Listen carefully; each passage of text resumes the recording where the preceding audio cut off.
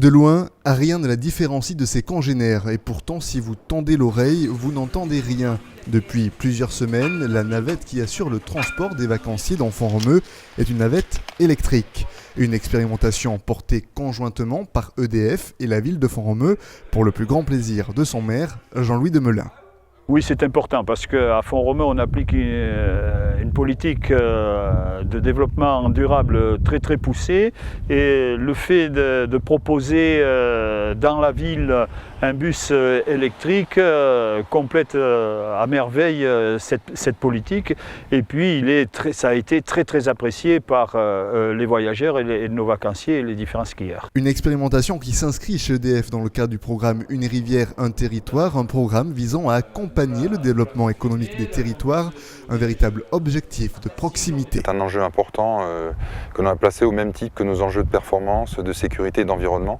Donc c'est quelque chose que l'on fait au quotidien et qui répond également bien sûr aux attentes des élus que l'on croise régulièrement. Dans ce cas, effectivement, on a pris en charge l'essai, puisqu'on est sur un essai, un test. En fait, le maire il n'était pas engagé dans un programme et donc on lui a proposé de prendre en charge l'essai, sachant que la commune de son côté assurait toute la partie logistique, donc accueil de la navette, prise en charge du chauffeur, toute la partie logistique, branchement de la navette, etc. L'occasion aussi pour l'unité mobilité électrique d'EDF et pour le constructeur du bus de démontrer l'efficacité de ce matériel dans des conditions particulières. En montagne, on est dans des conditions très particulières. Les utilisations sont encore peu nombreuses et là, on touche vraiment à l'intérêt de l'électricité, son silence de fonctionnement, sa capacité motrice.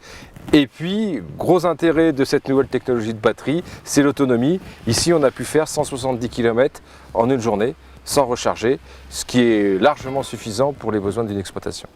Derrière les atouts technologiques, c'est la simplicité et le confort de conduite qui ont séduit le premier usager du bus. Véronique est la conductrice de la navette et elle est littéralement tombée sous le charme. La première fois qu'on met la clé dans le contact, on est toujours surpris parce qu'on s'attend justement à avoir le bruit et qu'on ne l'a pas. Par contre, le silence, je dirais que c'est peut-être la partie à gérer. Les gens derrière, dehors, ne nous entendent pas du tout.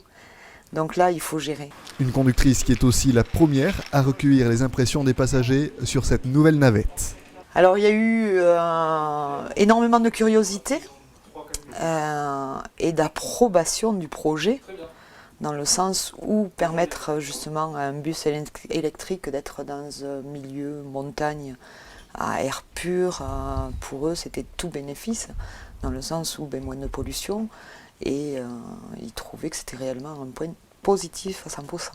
Une approbation du grand public qui couronne la réussite de cette expérimentation hivernale. Le bus, quant à lui, s'en va se reposer dans un climat plus chaud et qui sait, peut-être que les vacanciers le retrouveront la saison prochaine.